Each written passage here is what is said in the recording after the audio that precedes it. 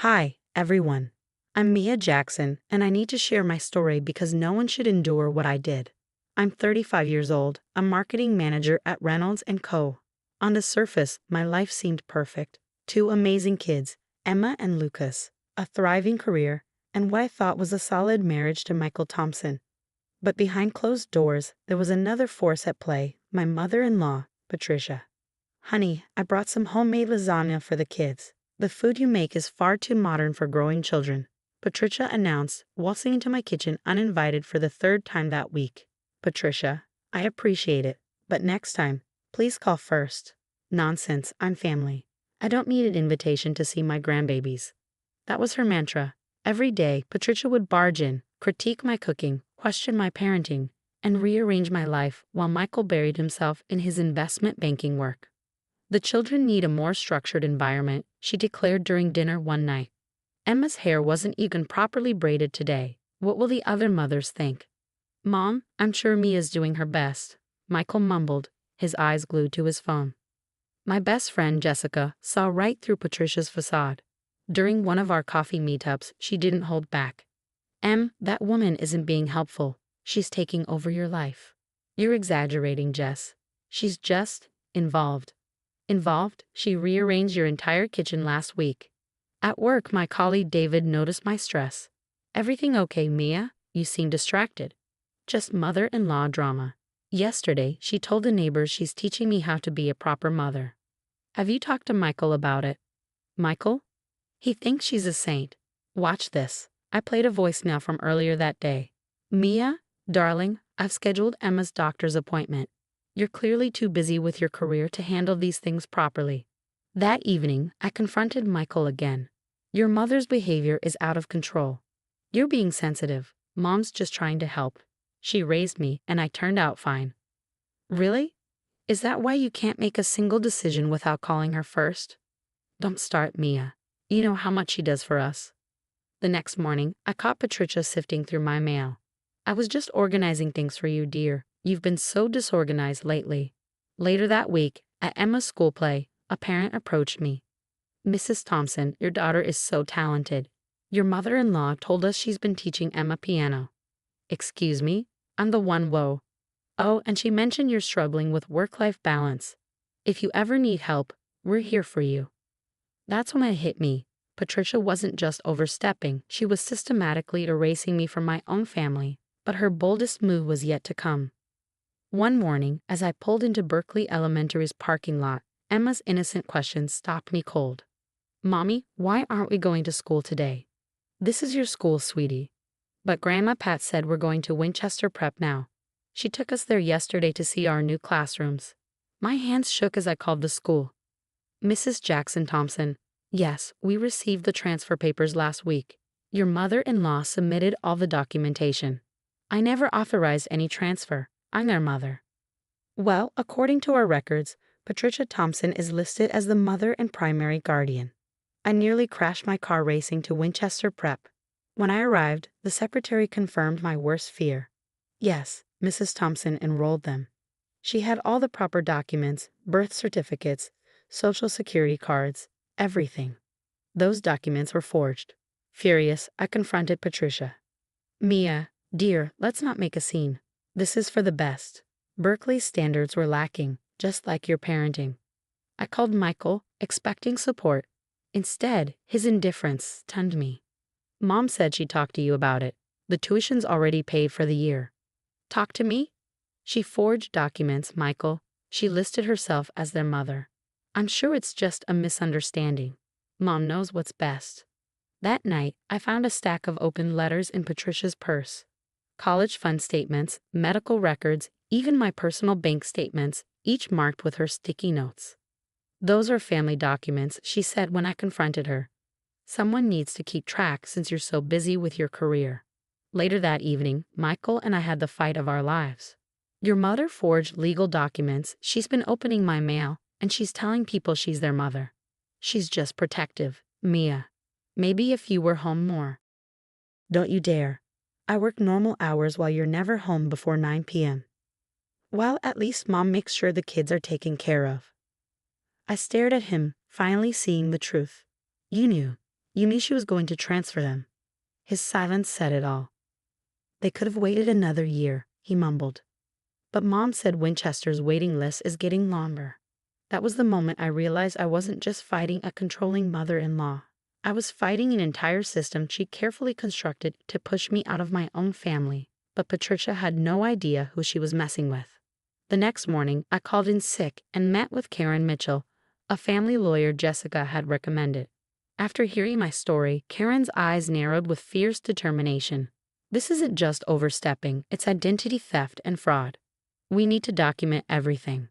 I started a detailed log of every incident. My phone became my weapon, recording Patricia's surprise visits and snide comments. Really, Mia? Store-bought cookies for Lucas's class? In my day, mothers actually cared about nutrition. Click. Another recording added to my evidence file. David from work, a tech wizard, uncovered something alarming. Your mother-in-law's been trying to access your work email. Look at these IP addresses. Jessica, always digging deeper, brought another revelation during our weekly coffee meetup. Patricia tried this same thing with Michael's ex-girlfriend 6 years ago. I found her on Facebook. She's willing to testify. Dr. Reynolds, my therapist, helped me see the bigger picture. You're not crazy, Mia. This is systematic emotional abuse. One evening, my nanny Cam caught Patricia rifling through my bedroom drawers. These investment papers need to go to Michael's account. Mia's too irresponsible. I pretended nothing was wrong. But my evidence pile grew: forged school documents, opened mail, attempts to access my bank account, and recordings of her lies to neighbors. She even showed up at my kids' doctor appointments, claiming to be their mother. Then came the bombshell. Mia, your mother-in-law's been emailing Michael's board members, pretending to be him, David revealed. She's making investment decisions that could tank his whole division. Why didn't anyone verify these emails? Because they're coming from his personal account, the one she apparently has access to. I watched silently as Patricia dug her own grave. She started moving bigger pieces on her chessboard, unaware that I saw every move. The children should spend weekends at my house, she announced at dinner. After all, Mia's always working. Click. I've adjusted Michael's portfolio. He doesn't understand money like I do, she told her friend over my kitchen phone. Click. Karen's voice was steady as she reviewed the mountain of evidence. Mia, we've got enough to go after her for fraud, identity theft, and financial manipulation.